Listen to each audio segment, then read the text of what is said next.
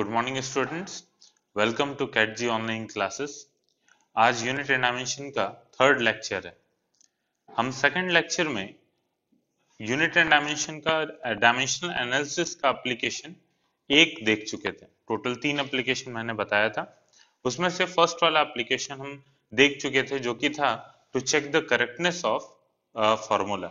ठीक, उसमें हम क्या करते थे, लेफ्ट साइड का राइट हैंड साइड का डायमेंशन निकालते थे और फिर उसके बाद अगर वो बराबर आता था तो हम ये बोलते थे कि ये जो फॉर्मूला है वो डायमेंशनली करेक्ट है। वो न्यूमेरिकली भी करेक्ट होगा या करेक्ट नहीं होगा, इसके लिए आपको उस फॉर्मूले का नॉलेज होना चाहिए। ठीक जैसे कि लास्ट क्लास में एक क्वेश्चन था P is equal to half rho v square.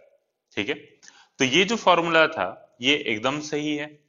ये फॉर्मूला आप 11th में जब फ्लूइड मैकेनिक्स पढ़ोगे तो उसमें एक बर्नौलीज प्रिंसिपल है, उसमें ये फॉर्मूला आप पढ़ोगे कि जो प्रेशर डिफरेंस होता है due to change in velocity वो हाफ रो वी स्क्वायर के बराबर आता है। ठीक है, तो चलिए अब इसके आगे इसका सेकंड एप्लीकेशन देखते हैं। तो सेकंड एप्लीकेशन है to derive relation between different physical quantities.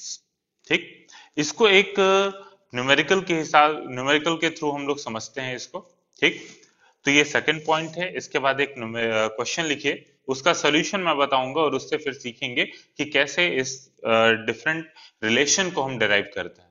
ठीक है, नोट करो, experimentally it is found that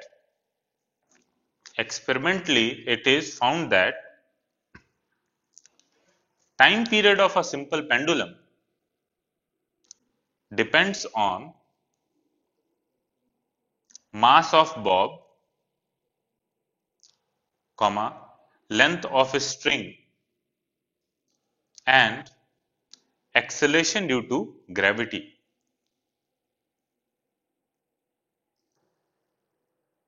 Then derive formula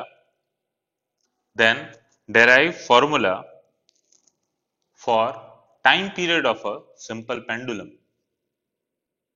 time period of a simple pendulum. देखिए इसको कैसे सॉल्व करते हैं। तो अपने को ये बोला गया है कि टाइम पीरियड जो है सिंपल पेंडुलम का मतलब एक धागे से, एक रिजिड पॉइंट से आप किसी एक मास को, छोटे मास को लटका दीजिए। फिर अगर आप उसको सबसे नीचे वाले पॉइंट से थोड़ा सा डिस्प्लेस करेंगे तो फिर वो क्या करेगा, इस पॉइंट के अबाउट ऑसिलेट करेगा। ठीक है, इसी चीज को सिंपल पेंडुलम बोलेंगे। तो उसका एक टाइम पीरियड होगा कि कितने टाइम में वो एक साइकिल कंप्लीट कर लेगा। मतलब कि मिड पॉइंट से जो होगा वो इधर जाना, फिर वापस आना, फिर इधर जाना, फिर वापस आ जाना, ये एक साइकिल कहलाता है। तो यहां पे अपने को ये दिया गया है कि टाइम पीरियड जो है वो डिपेंड करता है किन किन बातों पे, मास पे, लेंथ ऑफ स्ट्रिंग पे और साथ में एक्सेलेरेशन ड्यू टू ग्रेविटी पे। मास m, लेंथ l और g हो गया एक्सेलेरेशन ड्यू टू ग्रेविटी। लेकिन अपने को ये नहीं पता है, ये तो बोल दिया गया है कि इन 3 फिजिकल क्वांटिटीज पे डिपेंड करता है।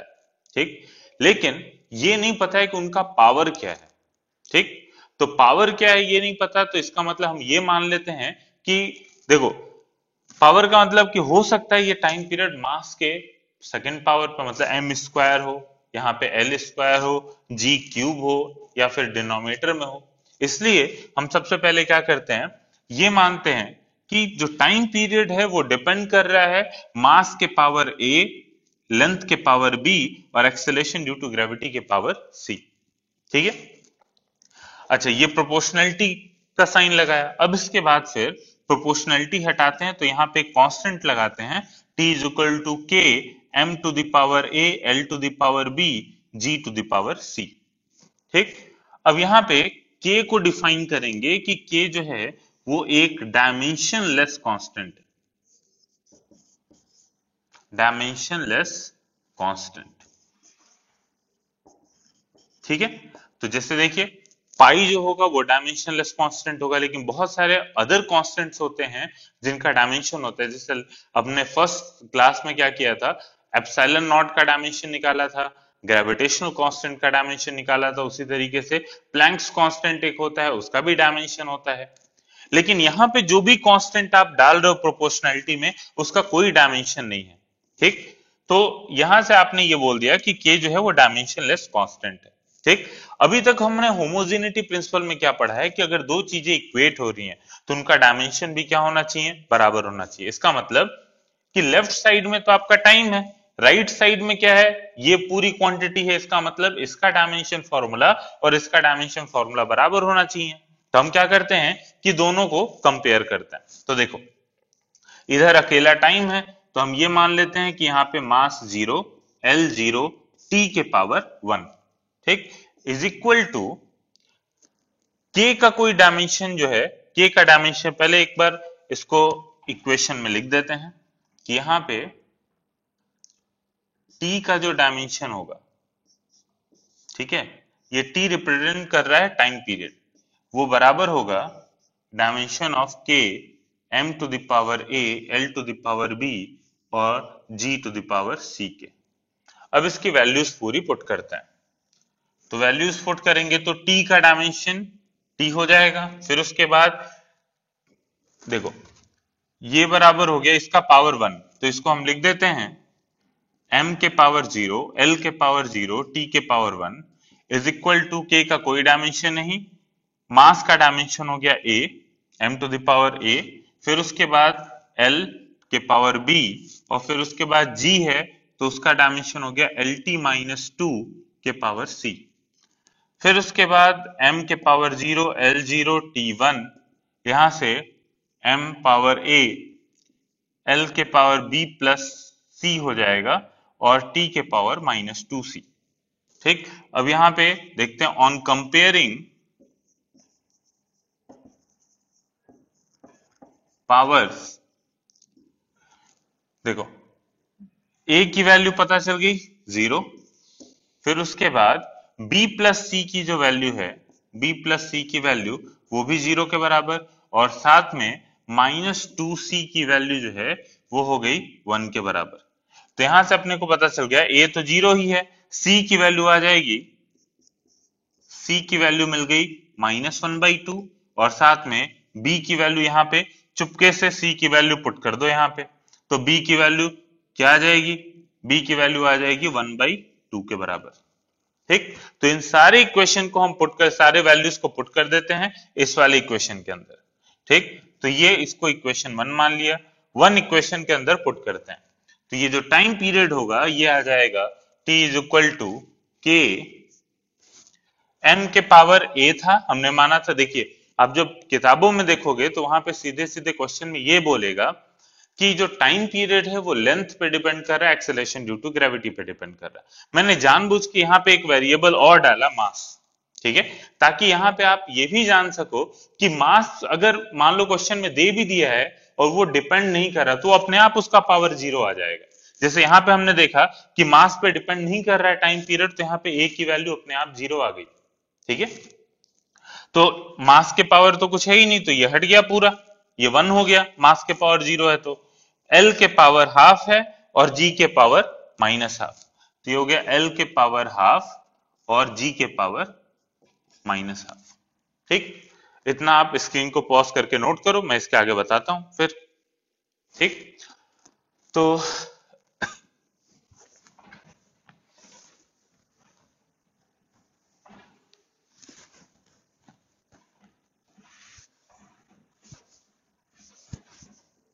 देखिए अब यहां पे ये सॉल्व करने के बाद t की वैल्यू हम लिख सकते हैं k l बाई जी और इसका रूट। ठीक, अब k जो है वो एक कांस्टेंट है जिसकी वैल्यू अपने को नहीं पता है। ठीक है, तो यहां से आप बाद में जब ऑसिलेशन चैप्टर हम पढ़ेंगे तो उसमें ये देखेंगे कि k की वैल्यू जब सॉल्व करके हम निकालते हैं तो 2 पाई के बराबर आता है। अभी में भी आपको ना पता हो, ठीक है, तो इसलिए यहां पे लिखते हैं कि एक्सपेरिमेंटली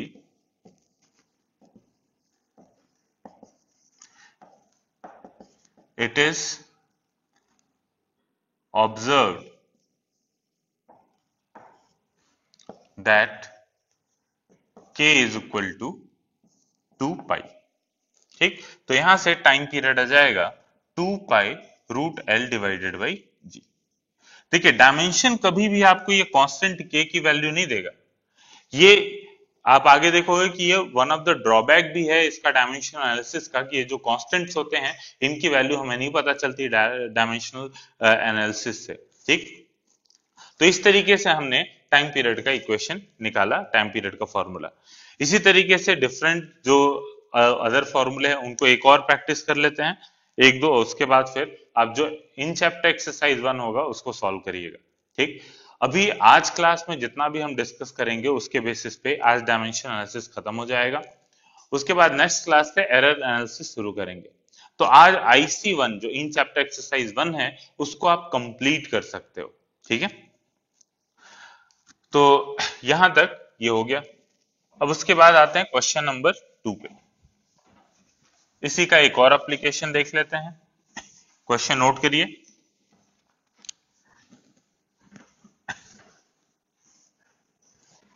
लिखिए, centripetal force acting on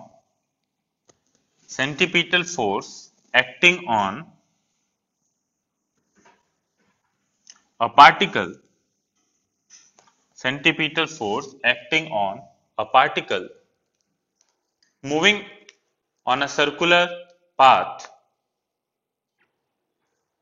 depends on mass, comma, its velocity and radius of circular path. Then derive relation for centripetal force.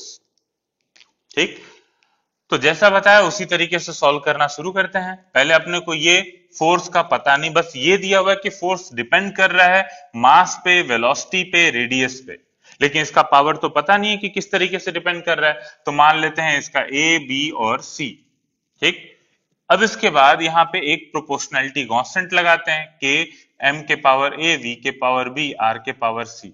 यहाँ पे एक चीज का ध्यान दीजिएगा कि मतलब ऑब्जेक्टिव एग्जाम में तो कोई पूछने नहीं जा रहा है कि किस तरह, ऑब्जेक्टिव एग्जाम में भी इस टाइप के क्वेश्चन फ्रेम किए जा सकते हैं जिनमें पावर्स पूछे जा सकते हैं। ठीक है, वो आपको शीट के अंदर कुछ क्वेश्चन मिल जाएंगे इन चैप्टर एक्सरसाइज 1 के अंदर। लेकिन जब स्कूल के एग्जाम के लिए आप सॉल्व करोगे तो इसमें आप ये चीज देखोगे कि के लिए यहाँ पे लिखना जरूरी है कि के एक यूनिटलेस डायमेंशनलेस कांस्टेंट है। तो देखिए यहाँ पे अब ये इक्वेशन लिखने के बाद अब दोनों तरफ डायमेंशन का यूज करते हैं। यहाँ पे के जो है वो डायमेंशनलेस कांस्टेंट है, उसको लिख लेंगे। के जो है डायमेंशनलेस कांस्टेंट। अब उसके बाद दोनों तरफ कंपेयर करते हैं डायमेंशन को, एफ, और इधर साथ में के एम के पावर ए, वी के पावर बी, आर के पावर सी। अब यहां पे देखो एफ का हो गया एम एल टी माइनस 2। ठीक, मास इंटू एक्सेलरेशन, मास का हो गया M, acceleration L T minus 2। अब इसके बाद फिर के कोई डायमेंशन नहीं, मास के पावर एम हो गया एम, एल टी माइनस 1 के पावर बी, और रेडियस का डायमेंशन एल होगा, एल के पावर सी। तो यहाँ पे मास 1 L1 T माइनस 2 ये बराबर हो जाएगा, यहाँ पे m का पावर a हो गया, l के पावर b यहां से और c यहां से, तो l के पावर b प्लस c और t to the power minus b। ठीक, अब दोनों तरफ कंपेयर करें तो कंपेयर करने पे अपने को पता चलेगा कि मास का पावर a की वैल्यू जो है वो 1 हो गई, फिर माइनस b की वैल्यू माइनस 2 है, तो यहां से b की वैल्यू 2 के बराबर आ गया। उसके बाद b प्लस सी 1 के बराबर है, तो ये पता चल गया b प्लस सी 1 के बराबर, तो b की वैल्यू 2 अगर यहां रख दें तो c की वैल्यू आ जाएगी माइनस 1। इसका मतलब जो फोर्स है वो बराबर हो गया k is equal to F is equal to K M के पावर a की वैल्यू है 1, v के पावर 2 और r के पावर माइनस 1। तो ये हो जाएगा F is equal to K M V square upon R. और ये फॉर्मूला तो हमने डिस्कस ही किया था, तो वहां से ये पता चलता है experimentally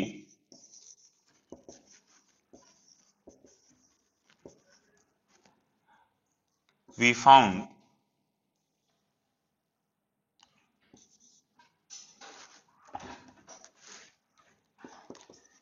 it is observed k की जो वैल्यू है इस केस में 1 आती है। तो इसका मतलब f की जो वैल्यू हो जाएगी mv स्क्वायर अपॉन r के बराबर।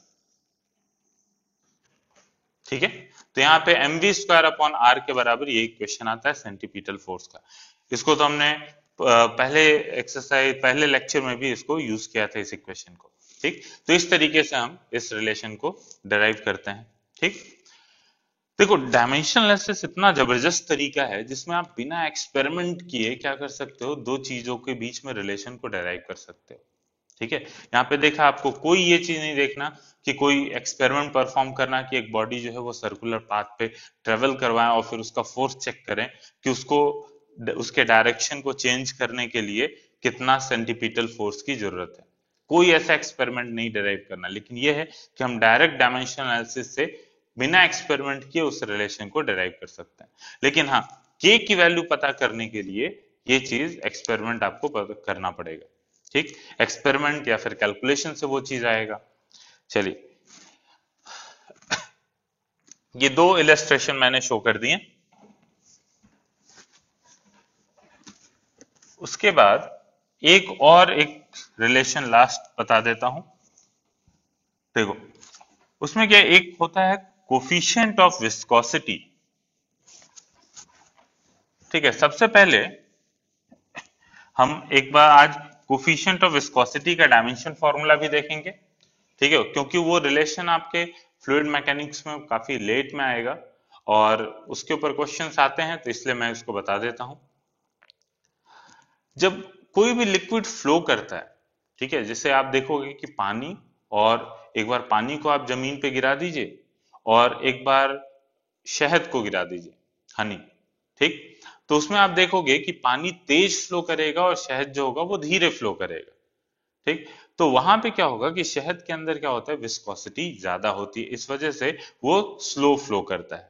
ठीक, तो क्या होता है कि अगर मान लो, या फिर एक और चीज आपने देखा होगा कि अगर नदी के अंदर या फिर कोई पॉन्ड है उसके अंदर आप बोट को धक्का मार के छोड़ दो, तो जब आप धक्का मारते हो उसको तो कुछ देर चलने के बाद बोट रुक जाती है। तो सोचो, बोट को जब आपने धक्का दिया, वेलोसिटी दिया, तो कोई ना कोई फोर्स उसके ऊपर लग रहा होगा, तब जाके बोट रुक रही होगी। तो आखिर में कौन सा ऐसा फोर्स है जो कि बोट को रोक रहा है? वो है विस्कस फोर्स। मतलब पानी जो है वो उसके ऊपर विस्कस फोर्स लगा रहा है और जिसकी वजह से वो बोट रुक जा रहे। ठीक, तो यहाँ पे उसका फॉर्मूला क्या होता है कि अगर मान लीजिए कि कोई एक प्लैंक है, ठीक है, ये सिंपल एक प्लैंक बनाते हैं, वो लिक्विड किसी लिक्विड के ऊपर तैर रहा है। ठीक है, ये लिक्विड का सतह हो गया, ये हाइट जो है वो डेल्टा जेड के बराबर है। ठीक, तो यहां पे अगर मान लो कि ये प्लैंक जो है वो v स्पीड से जा रहा है। ठीक, तो अगर ये v स्पीड से जाएगा तो इसके ऊपर पीछे की तरफ एक विस्कस फोर्स लगेगा Fv। ठीक, तो इसका जब रिलेशन हम देखते हैं तो इसका ये आता है कि अगर इसका प्लैंक का एरिया जो है वो a के बराबर है, मतलब जितना एरिया कांटेक्ट में है इस लिक्विड के। ठीक, तो ये आता है कि force upon area is equal to eta delta v by delta Z.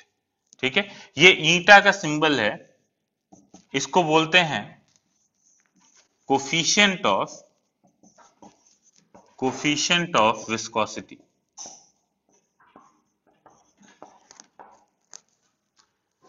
ठीक है, तो कोफिशिएंट ऑफ विस्कोसिटी का अगर डायमेंशन फॉर्मूला निकालना हो तो आराम से निकाल सकते हो आप यहाँ पे। तो यहाँ पे कोफिशिएंट ऑफ विस्कोसिटी का डायमेंशन फॉर्मूला कैलकुलेट करना है, तो ये सिखाया था हमने कि जिसका भी डायमेंशन फॉर्मूला कैलकुलेट करना है उसको एक साइड लीजिए, बाकी सारे क्वांटिटीज को दूसरे साइड।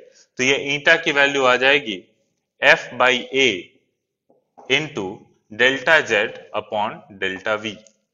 ठीक, तो अगर डायमेंशन फॉर्मूला देखा जाए तो ये हो जाएगा फोर्स का mlt माइनस 2, एरिया बताओ L square.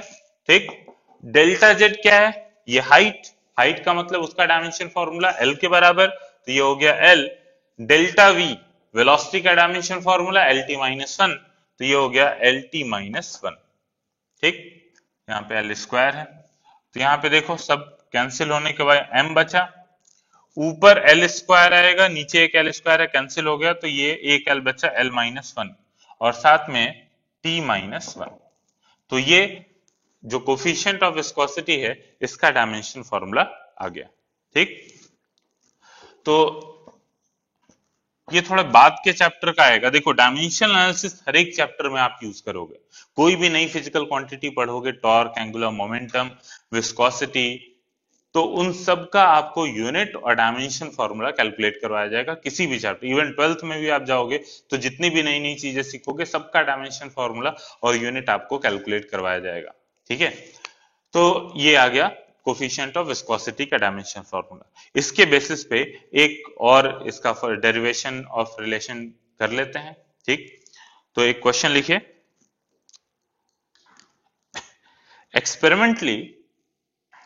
experimentally viscous force depends on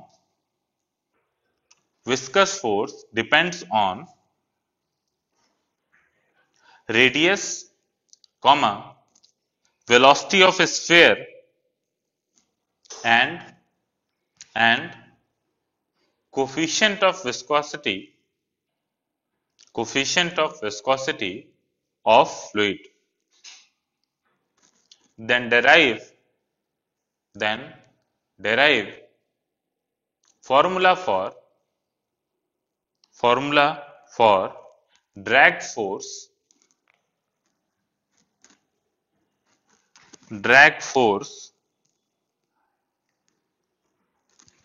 acting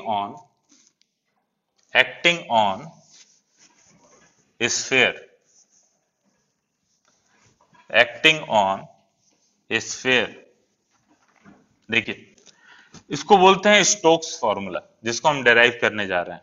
ठीक, तो देखो क्या होता है कि किसी स्फेयर को जिसका रेडियस आर है, ठीक है, और वो v वेलोसिटी से अगर मूव कर रहा है, ठीक, तो अगर मान लो कि कोई विस्कस लिक्विड है,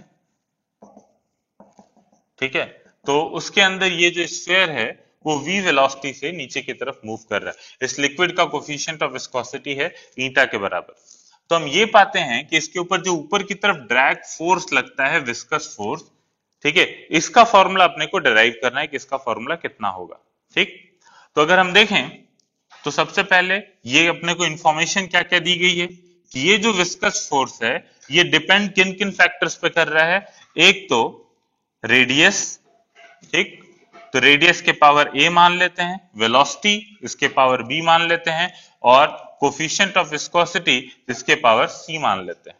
ठीक है, अब इसके बाद फिर इसको अगर सॉल्व करें तो ये आ जाएगा, दोनों तरफ पहले तो कांस्टेंट लगाते हैं, तो ये हो गया viscous force is equal to k r to the power a v to the power b और coefficient of viscosity to the power c। ध्यान दीजिएगा कोफिशिएंट ऑफ विस्कोसिटी भी एक कांस्टेंट है उस लिक्विड के लिए, ठीक है, लेकिन इसका एक डायमेंशन है, और k जो है वो एक डायमेंशनलेस कांस्टेंट है। ठीक, तो यहाँ पे k जो है वो एक डायमेंशनलेस कांस्टेंट है। अब इसके बाद दोनों तरफ हम क्या करते हैं, डायमेंशन की वैल्यू पुट कर देते हैं। तो दोनों तरफ डायमेंशन की वैल्यू पुट करें तो सबसे पहले फोर्स का डायमेंशन हो जाएगा mlt minus 2 is equal to k का कोई डायमेंशन नहीं, रेडियस जो है वो लेंथ है, तो l के पावर a। ठीक, फिर उसके बाद वेलोसिटी के पावर b है, तो ये हो गया lt माइनस 1 के पावर b, और फिर उसके बाद देखिए ईटा के पावर c है, तो ईटा का डायमेंशन फॉर्मूला ये लिखा हुआ है, तो ये हो जाएगा m l minus 1 t minus 1 के पावर c, ये हो गया। अब इसके बाद फिर क्या करते हैं, दोनों तरफ कंपेयर करें, तो ये m1 l1 t के power minus 2 is equal to, इधर बचेगा m के पावर c, l के पावर कितना मिला, यहां से a, यहां से b, a प्लस b, और वहां माइनस c। ठीक, फिर उसके बाद t के पावर माइनस b, फिर यहां पे मिल जाएगा माइनस c के बराबर। अब इसके बाद दोनों तरफ कंपेयर करते हैं, तो c की वैल्यू पता चल गई 1 के बराबर, मास के पावर को इक्वेट किया, फिर उसके बाद टाइम के पावर को इक्वेट करें तो b प्लस सी की वैल्यू आ जाएगी 2 के बराबर, और b प्लस सी की वैल्यू देखो बच्चों 2 के बराबर आ गई, c की वैल्यू 1 रखे, इसका मतलब b कितना है 1 के बराबर। ठीक, तो c और b आ चुका है। l पे आते हैं तो l का पावर कंपेयर करें तो a प्लस बी माइनस सी की वैल्यू 1 के बराबर, तो b और c की वैल्यू 1 1 है, तो a की वैल्यू भी आ जाएगी 1 के बराबर। इसका मतलब विस्कस फोर्स का फॉर्मूला क्या मिलेगा K, ठीक है, आर वी ईटा, तो r के पावर 1, v के पावर 1 और ईटा के पावर 1। ठीक, तो K की वैल्यू एक्सपेरिमेंटली पता करते हैं तो वो 6 पाई आती है। ठीक है, तो इसका मतलब जब K की वैल्यू पुट करेंगे तो ये हो जाएगा 6 पाई ईटा r इंटू वी।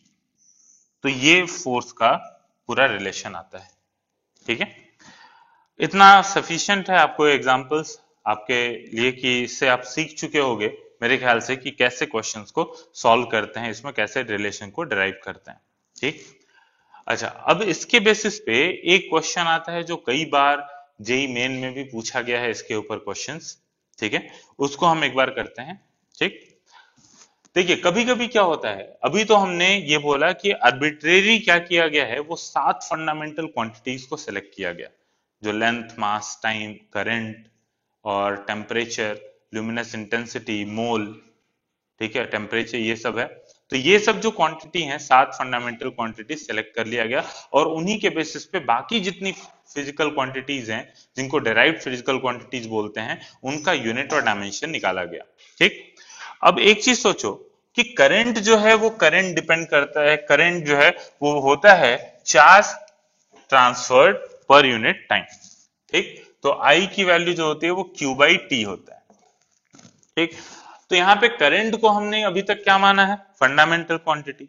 अगर मान लो कि कोई क्या करता कि चार्ज को फंडामेंटल क्वांटिटी मानता और पूछता कि करंट का डायमेंशन फॉर्मूला तब बताओ।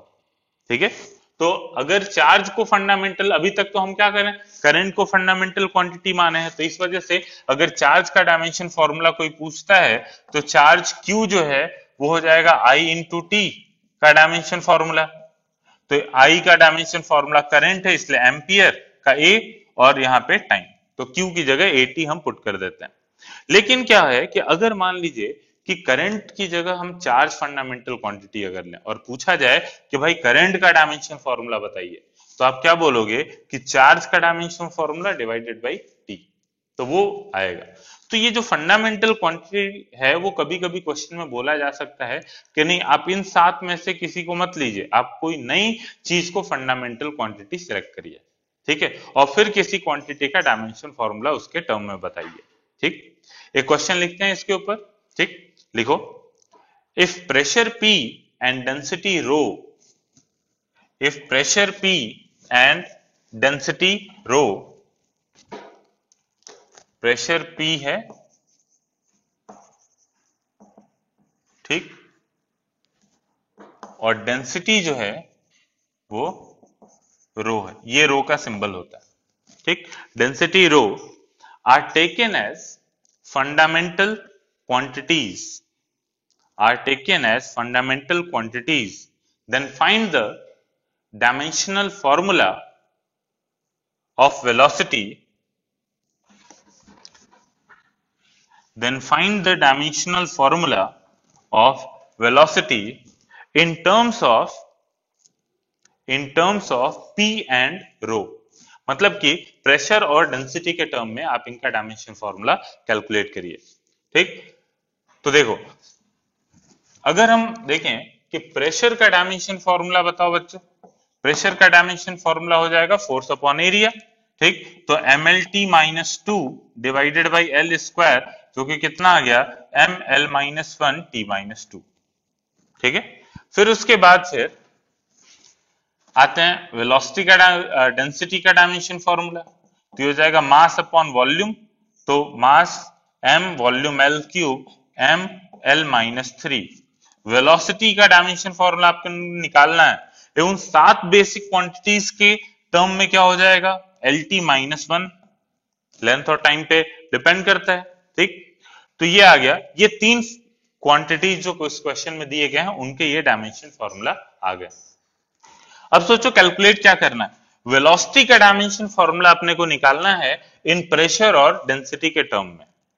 ठीक, तो हम क्या करते हैं कि देखो यहां पे अब क्वेश्चन में क्या बोला गया है कि क्वेश्चन में वेलोसिटी का डायमेंशन फॉर्मूला निकालिए, लेकिन लेंथ और टाइम के टर्म में नहीं, निकालना है प्रेशर और डेंसिटी के टर्म में। तो अभी तक आप देखो जैसे वेलोसिटी था, वेलोसिटी में L के पावर 1 था, T के पावर -12 था। ठीक, उसी तरीके से अपने को कैलकुलेट करना है वेलोसिटी का डायमेंशन फॉर्मूला प्रेशर और डेंसिटी के टर्म में, लेकिन अपने को उसका पावर नहीं पता। तो देखो वेलोसिटी मान लेते हैं कि वेलोसिटी जो है वो डिपेंड कर रहा है, यहाँ पे वेलोसिटी का डायमेंशन फॉर्मूला बताया गया है, प्रेशर और डेंसिटी के टर्म में निकालना है। तो हम मान लेते हैं velocity is equal to pressure to the power A और density to the power B। ठीक, अब अगर ये फॉर्मूला सही है तो क्या दोनों तरफ का डायमेंशन भी बराबर होना चाहिए। डायमेंशन फॉर्मूला इक्वेट करते हैं तो वेलोसिटी का डायमेंशन बराबर होना चाहिए प्रेशर के डायमेंशन पावर A और डेंसिटी के डायमेंशन के पावर B। ठीक है, अपने को प्रेशर और डेंसिटी के टर्म में वेलोसिटी को कैलकुलेट करना था। तो यहाँ पे LT-1 प्रेशर का डायमेंशन फॉर्मूला निकाला हुआ है ml-1 T-2 के पावर A, डेंसिटी ml-3 के पावर B। तो ये हो गया LT-1, मास के पावर आ जाएगा A प्लस B, लेंथ के पावर हो गया -A -3B और T के पावर आ गया -2A। ठीक है, कैलकुलेट करते हैं तो देखो -1 इज इक्वल टू -2A, तो यहां से A की वैल्यू तो आ गई 1/2 के बराबर। ठीक, लेंथ वाले को कंपेयर किया, मास वाले को कंपेयर कर दो तो यहाँ पे तो मास का पावर 0 है लेफ्ट साइड में। ठीक, तो A प्लस B बराबर 0, A की वैल्यू 1/2 है, इसका मतलब B की वैल्यू -1/2। तो यहां से पता चल गया, इसका मतलब velocity is equal to P pressure के पावर A है मतलब 1/2 और डेंसिटी के पावर -1/2 है, इसका मतलब वेलोसिटी को लिखा जा सकता है P/ρ और पूरे का अंडर रूट। ठीक, तो इस तरीके से हमने वेलोसिटी को प्रेशर और डेंसिटी के टर्म में लिख दिया। ठीक, उसी तरीके से आपको और भी क्वेश्चन इन चैप्टर एक्सरसाइज 1 में मिल जाएंगे, उनको सॉल्व करिएगा। ठीक, हम बढ़ते हैं डायमेंशन एनालिसिस के तीसरे एप्लीकेशन की तरफ। ठीक, जो तीसरा एप्लीकेशन था कन्वर्जन ऑफ यूनिट। ठीक, तो देखो सबसे पहले इसके बेसिक पे आते हैं कन्वर्जन ऑफ यूनिट के। जैसे कि अगर हम लिखें 1 किलोमीटर या फिर 2 किलोमीटर, इसको मीटर में कन्वर्ट करते हैं तो 2 किलोमीटर कितना मीटर होगा, 2000 मीटर। ठीक है, 1 किलोमीटर में 1000 मीटर। तो यहां पे देखो मैंने बताया था कि किसी भी चीज का जब आप मेजरमेंट करते हो तो मेजरमेंट जो होता है वो लिखते हैं n मल्टीप्लाइड बाई यू के बराबर। ठीक, कि कोई एक यूनिट होती है, आप यूनिट डिफाइन करते हो और उसके कंपैरिजन में वो क्वांटिटी कितना बड़ा है उस हिसाब से डिफाइन होता है मेजरमेंट। ठीक, जैसे कि हमने डिसाइड कर दिया कि इतने लेंथ को 1 मीटर बोलेंगे। ठीक, इसी के बेसिस पे हम देख लेते हैं कि कोई भी लेंथ जो है 10 मीटर, कहने का मतलब ये होता है कि इस 1 मीटर जो कि स्टैंडर्ड यूनिट है, पूरी दुनिया को पता है कि मान लो इतनी लेंथ जो है वो 1 मीटर के बराबर है। तो कोई 10 मीटर बोलता है, इसका मतलब वो जो लेंथ है वो इस लेंथ के 10 गुना बड़ा है। ठीक, तो n होता है न्यूमेरिकल वैल्यू, u है उसका यूनिट। तो क्या हम इतना लिख सकते हैं कि 2 किलोमीटर बराबर 2000 मीटर, इसका मतलब ये दोनों चीजें बराबर। तो आप देखो ये 2 है वो न्यूमेरिकल वैल्यू है किसी और यूनिट की, और ये 2000 है वो न्यूमेरिकल वैल्यू है किसकी, मीटर वाले यूनिट की। तो हम यहां से एक चीज देख सकते हैं कि n1u1 is equal to n2u2 ये लिखा जा सकता है। मतलब कि किसी भी चीज का आप मेजरमेंट करते हो तो चाहे आप मीटर में करो, चाहे किलोमीटर में करो, चाहे फुट में करो, चाहे सेंटीमीटर में करो, उसकी लेंथ थोड़ी ना चेंज हो जाएगी। ठीक है, तो जैसे 100 सेंटीमीटर है वो बराबर 1 मीटर आप लिखोगे, तो चेंज क्या हो रहा है, आप यूनिट बदल रहे हो तो उसकी जगह उसकी न्यूमेरिकल वैल्यू भी चेंज हो रही है।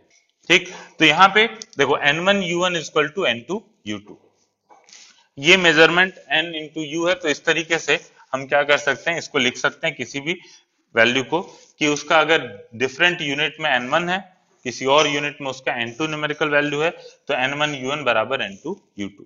ठीक, अब सोचिए कि अपने को क्या दिया रहेगा कि एक यूनिट में किसी न्यूमेरिकल वैल्यू दी रहेगी, अपने को दूसरे यूनिट के अंदर दूसरी न्यूमेरिकल वैल्यू पता करनी रहेगी। जैसे बोल देगा कन्वर्ट 1 न्यूटन इनटू डाइन। ठीक, अब न्यूटन जो है वो एमकेएस सिस्टम का यूनिट है और डाइन जो है वो सीजीएस सिस्टम का यूनिट है। ठीक, तो इसको कैलकुलेट कैसे करते हैं वो देखते हैं।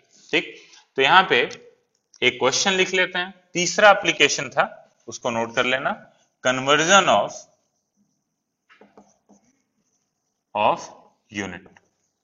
ठीक, तो इसमें क्या करते हैं, एक एग्जांपल लेते हैं। एग्जांपल है कन्वर्ट 1 न्यूटन, न्यूटन किसकी यूनिट है, फोर्स की, एसआई यूनिट। ठीक है, एसआई यूनिट,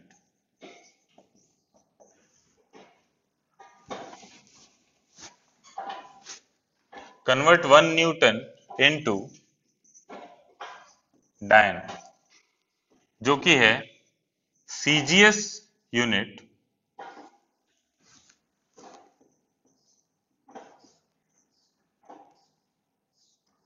ऑफ फोर्स।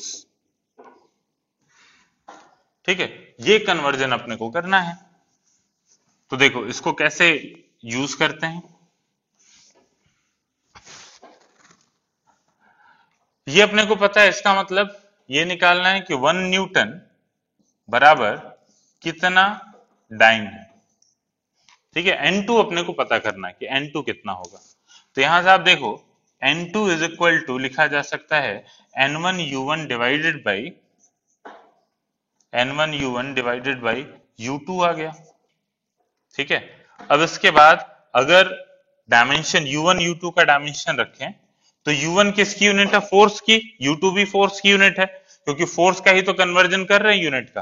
तो ये हो जाएगा N1 U1 की जगह लिखा जा सकता है, मान लेते हैं उस यूनिट के अंदर जो वैल्यू है वो M1 L1 T1 के पावर -2, MLT -2 होता है ना फोर्स का, डिवाइडेड बाय U2 को लिख देते हैं उसी तरीके से M2 L2 T2 के पावर -2 के बराबर। ठीक है, अब यहां पे क्या करो, मास को मास के साथ ले लो, लेंथ को लेंथ के साथ और टाइम को टाइम के साथ। तो यहां से N2 की वैल्यू आ जाएगी N1 M1 upon M2 L1 by L2 और यहां पे T1 बाई T2 के पावर -2। ठीक है, ये हो गया। अब अपने को कन्वर्ट किसको करना था, एक न्यूटन को कन्वर्ट करना था कितने डाइन में, ये पता करना था। ठीक है, इसका मतलब N1 जो है वो क्या है, 1 न्यूटन, तो इसका मतलब 1। ठीक, न्यूटन में न्यूटन एसआई यूनिट है, तो N1 U1 का काम कौन कर रहा है, M1 L1 T1, जो कि एमकेएस सिस्टम है। ठीक, अब सारी वैल्यूज पुट करते हैं। तो देखो N2 निकालना है, N1 की वैल्यू 1 हो गई क्योंकि 1 न्यूटन को कन्वर्ट करना था। मास में आते हैं तो एमकेएस सिस्टम जो है वो क्या है, एमकेएस सिस्टम में केजी मास को केजी में रखते हैं। सीजीएस सिस्टम जो कि M2 है वो हो गया ग्राम में, सीजीएस मतलब सेंटीमीटर ग्राम सेकेंड, तो ये ग्राम। लेंथ में आते हैं तो एमकेएस सिस्टम में मास, एमकेएस सिस्टम देखो ये 1 न्यूटन एसआई यूनिट है ना, इसका मतलब एमकेएस मतलब यहां पे मीटर केजी सेकेंड, तो मीटर डिवाइडेड बाई, इसमें सेंटीमीटर में चलेगा और यहां पे दोनों में सेकेंड रहेगा, तो सेकेंड बाई सेकेंड पावर -2।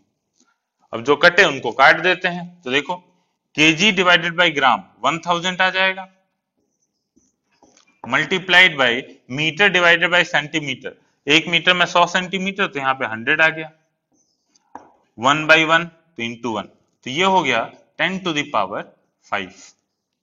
ठीक, तो 10 टू द पावर 5 अपने को N2 पता चल गया। इसका मतलब क्या है कि इसका मतलब हमने ये देखा कि 1 न्यूटन जो है ये पता करना था अपने को कि 1 न्यूटन जो है वो कितना डाइन के बराबर है। तो यहां पे लिखा है 1 न्यूटन इक्वल टू कितना डाइन, तो ये हो गया, इसका मतलब 1 न्यूटन बराबर, मतलब N1 1 था, U1 न्यूटन था, N2 पता करना था अपने को, N2 की वैल्यू मिल गई 10 टू द पावर 5। तो 1 न्यूटन जो होता है वो 10 टू द पावर 5 डाइन के बराबर होता है, ये चीज। ठीक, अब उसके बाद इसी के बेसिस पे सेकंड क्वेश्चन करते हैं। आप लोग के लिए अभी प्रैक्टिस के लिए तुरंत स्क्रीन को पॉज करना, उस क्वेश्चन को सॉल्व करना, हमारा कॉपी मत करना, ठीक है? खुद से सीखो इस चीज को। आई होप कि आप सभी ने सॉल्व मतलब इसको नोट कर लिया होगा। इसको हटाते हैं।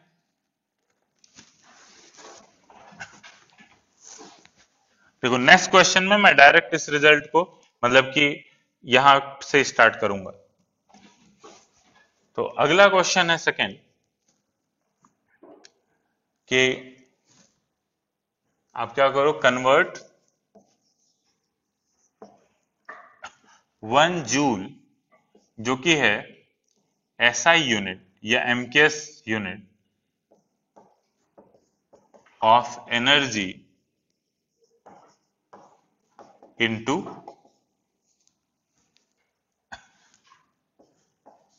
अर्ग जो कि है CGS system, CGS unit of energy. ठीक है, स्क्रीन को पॉज करो, खुद से करो।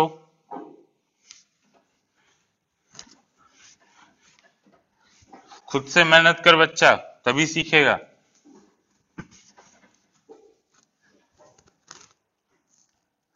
चलो अब मैं सॉल्व करता हूं। देखो जितने लोग कर लिए बहुत अच्छा, जितने लोग नहीं कर पाए वो फिर से दोबारा कोशिश करें सीखने का।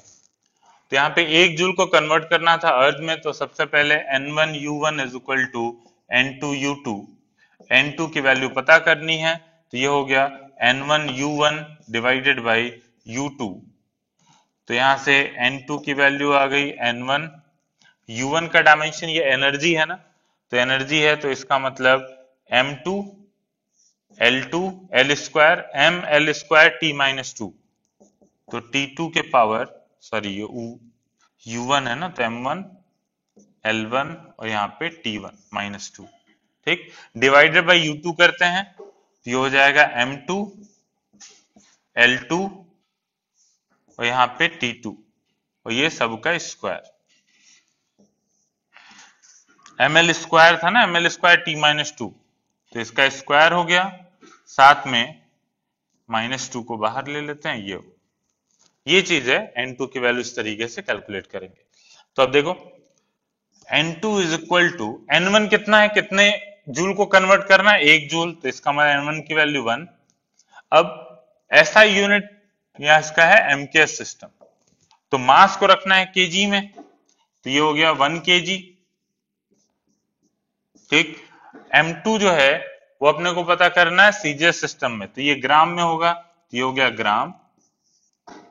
फिर उसके बाद L1 बाई L2, लेंथ जो है वो मीटर में गया, ये लेंथ जो है वो आ गया सेंटीमीटर में, तो ये आ गया सेंटीमीटर, तो ये 100, चलो ये सेंटीमीटर रहने देते हैं। उसके बाद फिर टाइम पे आते हैं, तो सेकंड, और ये भी सेकंड, ये -2 इसका स्क्वायर था L स्क्वायर। तो यहाँ पे अगर सॉल्व करेंगे तो N2 की वैल्यू आ जाएगी, तो केजी बाई ग्राम 1000, ठीक, multiplied by metre by centimetre, तो 100 का स्क्वायर है, तो इसका मतलब 10 टू द पावर 4 आएगा और ये 10 टू द पावर 3 आएगा। तो कुल मिला के N2 की वैल्यू आ गई 10 टू द पावर 7। ठीक, इसका मतलब 1 जूल बराबर 10 टू द पावर 7 अर्ग, ये होगा। ठीक, चलिए, तो इस तरीके से आप किसी भी यूनिट को आराम से कन्वर्ट कर सकते हो। ठीक, इसका एक जो जेईई मेन में क्वेश्चन आता है उसको हम देख लेते हैं, इसके ऊपर आप क्वेश्चन देखोगे।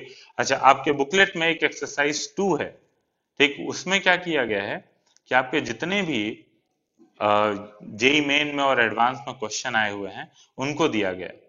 तो इस टाइप के जो भी टॉपिक मैं पढ़ा रहा हूं उस टाइप के क्वेश्चन उसमें आपको मिलेंगे, तो प्रीवियस ईयर के क्वेश्चन जो जेईई मेन और एडवांस का आपको उसमें दिखेंगे उसको जरूर सॉल्व करिएगा। ठीक, चलिए एक क्वेश्चन लिखिए, in a certain system of unit, in a certain system of unit, 1 unit of time is 5 second. 1 unit of time is 5 second, comma, 1 unit of mass is 20 kg, and unit of length is 10 meter. Unit of length is 10 meter. In this system,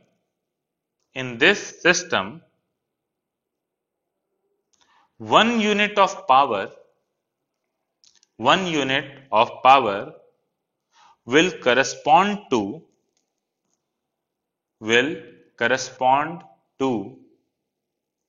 how many watt? Will correspond to how many watt? ठीक, ये थोड़ा सा different question है। देखिए इसमें क्या बोला गया है कि अभी जैसे कि मीटर को हम सेंटीमीटर में कन्वर्ट करते थे, मतलब कि इसमें बोला कि एमकेएस सिस्टम को सीजीएस सिस्टम में कन्वर्ट करिए। इसका मतलब कि जहां मीटर था वहां पे आपने 100 सेंटीमीटर रखा, जहां पे केजी था वहां पे आपने 1000 ग्राम रखा। तो ये इस तरीके से एमकेएस सिस्टम को सीजीएस सिस्टम में कन्वर्ट कर दिया गया। ठीक, अब अगर मान लो कि एक एग्जांपल मैं ले रहा हूं कि ए से बी की लेंथ है मान लो 10 किलोमीटर। ठीक है, अब हम क्या करते हैं, एक नया यूनिट बनाते हैं। ठीक, नया यूनिट जो है उसको मैं रिप्रेजेंट करता हूं किलोमीटर डैश से। ठीक, ये एक नया सिस्टम है यूनिट का, किलोमीटर डैश, जो कि मान लो 2 किलोमीटर के बराबर है। ठीक, तो ए बी लेंथ 10 किलोमीटर था। अब नया सिस्टम जो है किलोमीटर डैश, उसके अंदर 2 किलोमीटर जो है वो 1 किलोमीटर डैश के बराबर है। इसका मतलब अगर किलोमीटर डैश के टर्म में अगर ए बी लेंथ को लिखा जाए तो कितना लिखेंगे, A B will be equal to, इस सिस्टम में 10 किलोमीटर था और 2 किलोमीटर बराबर है 1 किलोमीटर डैश के। इसका मतलब A B will be equal to 5 kilometre dash. मतलब कि नए यूनिट में इसकी लेंथ, इसकी वैल्यू कितनी हो जाएगी, 5। ठीक, तो उसी तरीके से यहां पे बोला गया है कि आप एक नया सिस्टम है। ठीक है, अभी जैसे नॉर्मल यूजुअल सिस्टम में आप क्या लिखते हो कि लेंथ की यूनिट 1 मीटर है, एमकेएस सिस्टम के अंदर लेंथ की यूनिट 1 मीटर, टाइम 1 सेकेंड। उसी तरीके से मास जो है वो 1 केजी है। अब इस क्वेश्चन में क्या बोला गया है कि एक यूनिट टाइम का, 1 यूनिट ऑफ टाइम, ये बराबर है 5 सेकेंड के। 1 unit of mass, 1 unit of mass दिया गया है 20 केजी के, मतलब अब से हम 20 केजी को एक यूनिट मानेंगे। फिर उसके बाद लेंथ दिया हुआ है 1 यूनिट ऑफ लेंथ, ये बराबर है 10 मीटर के। ठीक है, ये क्वेश्चन हमने आपको दिया है। अब नए यूनिट में वैल्यू पता करनी है। इसका मतलब देखिए क्या है कि एक यूनिट नया सिस्टम का जो एक यूनिट है वो कितने वॉट के बराबर है, यही क्वेश्चन पूछा गया है। इसका मतलब अगर इसको N1 मान ले, इसको U1 मान ले, ये बराबर है N2 U2। ठीक, तो अपने को पता क्या करना है, N1 या N2। ठीक, अपने को पता करना है N2 की वैल्यू, कि कितना वॉट है वो नया वाला सिस्टम। ठीक, तो यहां से अब देखो वही फॉर्मूला, वही टेक्निक लगाएंगे।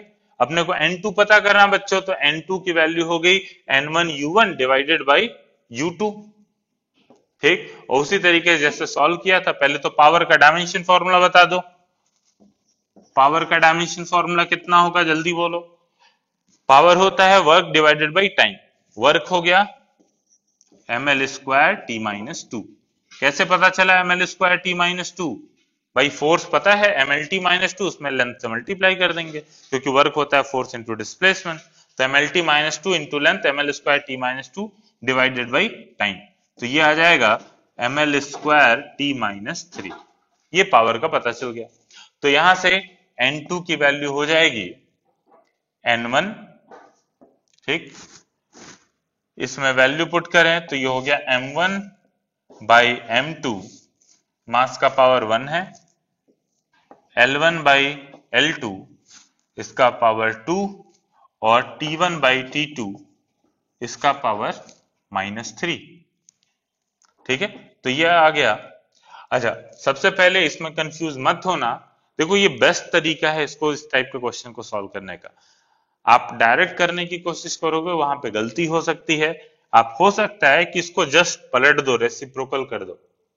आप खुद से सॉल्व करके देखना बिना इस मेथड का यूज किए। कई बार क्या होगा, आप जस्ट इसका रेसिप्रोकल कर दोगे। ठीक है, तो यहाँ पे क्या बोला गया, हमने U2 किसको लिया है, वॉट वाले को, मतलब कि पावर का जो एमकेएस सिस्टम है वो U2 है। ठीक, और U1 क्या है, जो नई वाली यूनिट है। ठीक, नई वाली यूनिट में क्या है, एक यूनिट टाइम का 5 सेकंड के बराबर है, एक यूनिट मास का 20 केजी के बराबर और एक यूनिट लेंथ का 10 मीटर के बराबर। तो यहाँ पे वैल्यू पुट करते हैं। तो N2 पता लगाना है बच्चों, N1 की वैल्यू कितनी है, एक यूनिट के बराबर पता करना है, तो N1 की वैल्यू 1। अब मास की वैल्यू पुट करते हैं। M1 बताओ कितना रखा जाए, एक यूनिट मास का जो है 20 केजी, तो यहाँ 20 केजी रखा, डिवाइडेड बाई M2 जो कि वॉट वाले को करस्पॉन्ड कर रहा है, एमकेएस सिस्टम को, तो वो तो केजी ही होता है। फिर उसके बाद लेंथ पे आते हैं, तो एक यूनिट लेंथ जो है 10 मीटर, तो ये 10 मीटर हो गया, डिवाइडेड बाई 1 मीटर। ठीक, इसका स्क्वायर मल्टीप्लाइड बाई टाइम पे आते हैं, तो नए सिस्टम के हिसाब से टाइम 5 सेकंड है, 1 सेकेंड एमकेएस सिस्टम से, तो ये -3 हो गया। इसको सॉल्व करते हैं तो आ गया 20 मल्टीप्लाइड बाई 10/1, तो 10 का स्क्वायर 100 डिवाइडेड मल्टीप्लाइड बाई, और यहां पे आ जाएगा 5 के पावर -3। ठीक है, तो ये हो गया, देखो 20 इंटू 100 डिवाइडेड बाई 125। ठीक, तो 125। अब इसको सॉल्व करोगे तो ये आ जाएगा 5 4 और इधर गया 4, 16। ठीक, तो N2 की वैल्यू आ गई बच्चों 16 के बराबर। इसका मतलब ये हो जाएगा 1 यूनिट ऑफ पावर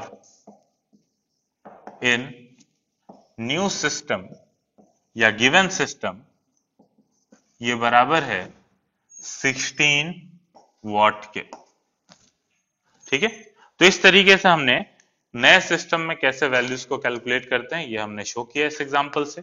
ठीक, अब बात आते हैं ये यहाँ पे इस चैप्टर का मतलब एक तरीके से यूनिट डायमेंशन जो है, जितने भी क्वेश्चन पूछे जाएंगे वो आपका समाप्त हो गया। अब आपको एक चीज मैं बताता हूं, उसको आप खुद से HC वर्मा बुक या एनसीईआरटी बुक में दिया हुआ लिमिटेशन ऑफ डायमेंशन एनालिसिस, मैं एक्सप्लेन कर देता हूं उसके 4 पॉइंट्स को, उस पॉइंट्स को आप खुद से लिख के रखिएगा।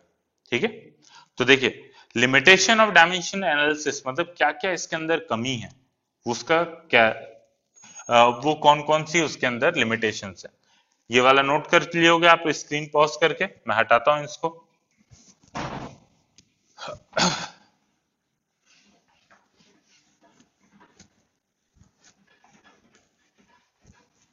ये लास्ट है, उसके बाद फिर इसको एक्सप्लेन करने के बाद बस थोड़ा सा आपको ये बताऊंगा कि किस टाइप के क्वेश्चन पूछे जाते हैं जेईई मेन और एडवांस में, और फिर नेक्स्ट क्लास में एरर एनालिसिस शुरू करेंगे। देखो सबसे पहले क्या क्या इसके लिमिटेशंस हैं। हमने, आपको याद होगा कि जैसे कि हमने सॉल्व किया था, टाइम पीरियड का फॉर्मूला डेराइव किया था डायमेंशन एनालिसिस से, तो हमने देखा था कि टाइम पीरियड आया था k टाइम्स रूट L/G, या फिर सेंटीपीटल फोर्स का फॉर्मूला हमने डेराइव किया तो इसकी वैल्यू आई थी k मल्टीप्लाइड बाई mv²/r। उसके बाद हम लिख रहे थे कि from experiment we know that k की वैल्यू इतनी आती है, जैसे k की वैल्यू इस केस में 2 पाई के बराबर, इस केस में 1 के बराबर आएगी।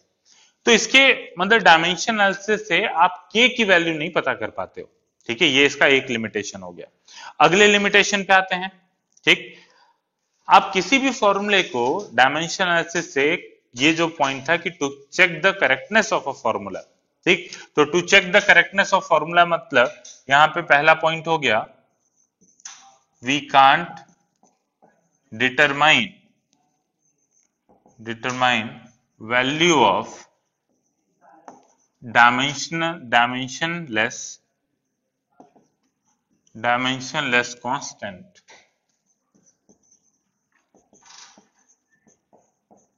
by dimensional analysis। ठीक है, तो डायमेंशनल एनालिसिस से हम पता नहीं कर पाते। अब इसके बाद आते हैं सेकंड पॉइंट ये है कि आप जब करेक्टनेस ऑफ फॉर्मूला जब चेक करते हो, तो जैसे मान लो kinetic energy half mv square के बराबर, तो हम उनकी न्यूमेरिकल वैल्यू है उसको भी नहीं चेक कर पाते। जैसे कि अगर कोई पर्सन जो है, मैंने बोला था कि काइनेटिक एनर्जी को लिख देता है 1/3 mv स्क्वायर, तो डायमेंशन फॉर्मूला क्या करेगा, इसको देखेगा कि इसका डायमेंशन फॉर्मूला क्या है, ml square T minus two, इसका भी डायमेंशन निकालोगे ml square T minus two, लेकिन डायमेंशन फॉर्मूला कभी भी इसको नहीं चेक कर सकता 1/3 को। ठीक, इसका मतलब कि कोई फॉर्मूला अगर डायमेंशनली करेक्ट है तो वो न्यूमेरिकली इनकरेक्ट भी हो सकता है। ठीक है, तो dimensionally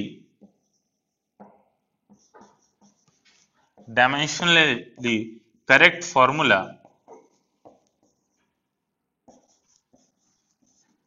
can be numerically incorrect। ठीक, ये दो पॉइंट हो गए। तीसरे पॉइंट पे आते हैं, तो सबसे तीसरा पॉइंट ये है कि आप वैसे ही रिलेशन डिराइव कर पाते हो जो कि डायरेक्टली रिलेट होते हैं, जैसे या जो प्रोडक्ट के फॉर्म में होते हैं। क्या इस टाइप के, आप खुद सोच के देखो कि थर्ड पॉइंट जो है, इक्वेशंस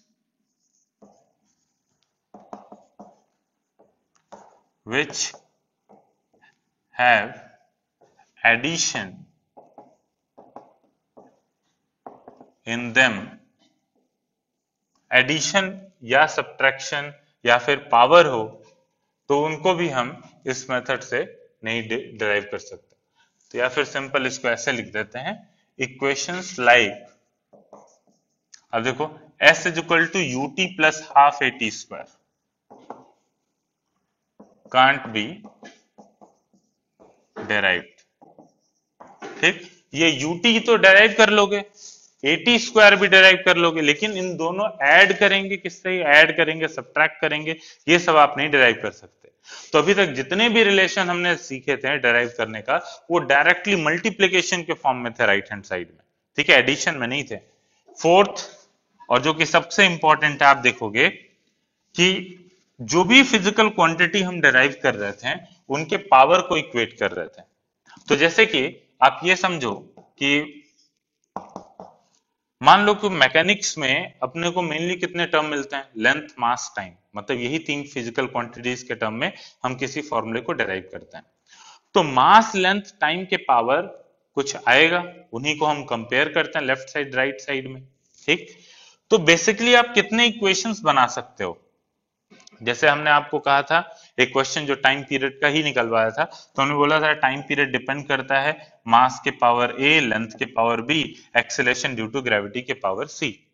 तो यहां से हमने क्या किया था, मास, लेंथ, टाइम के पावर को इक्वेट किया था, वहां से अपने को तीन रिलेशंस मिले थे, और अननोन कितने हैं, ए बी सी तीन है, तो यहां से हमने पता कर लिया था। लेकिन सोचो अगर यहाँ पे कोई और टर्म आता, मान लो यहाँ पे रेडियस ऑफ बॉब आ जाता, ठीक है, तो जो बॉब का मतलब ये पेंडुलम है, और जो नीचे एक लटक रहा है पेंडुलम, उसका रेडियस जो है वो आर के बराबर है। तो अगर मान लीजिए वो भी आ जाता, तो आर के पावर डी हम लेते हैं।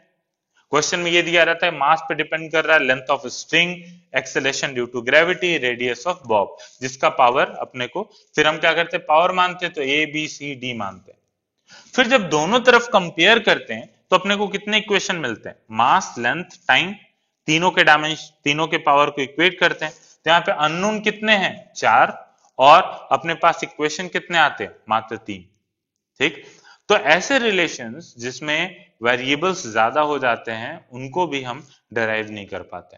ठीक है, तो इस केस में फोर्थ पॉइंट में आप लिखोगे, फोर्थ पॉइंट में, equation this method works only if only if there are as many equations available as there are unknowns. अगर अननोन से ज्यादा मतलब कम इक्वेशंस आपको मिलेंगे तो आप कभी भी उस फॉर्मूले को डिराइव नहीं कर पाओगे। यहाँ पे जो भी थ्योरी पार्ट था चैप्टर का वो कंप्लीट होता है। ठीक है, अब यहाँ पे आप क्या होगा, जेईई मेन के जब क्वेश्चन आप सॉल्व करोगे बच्चों तो उसमें आपको एक प्रॉब्लम आएगी। प्रॉब्लम क्या है?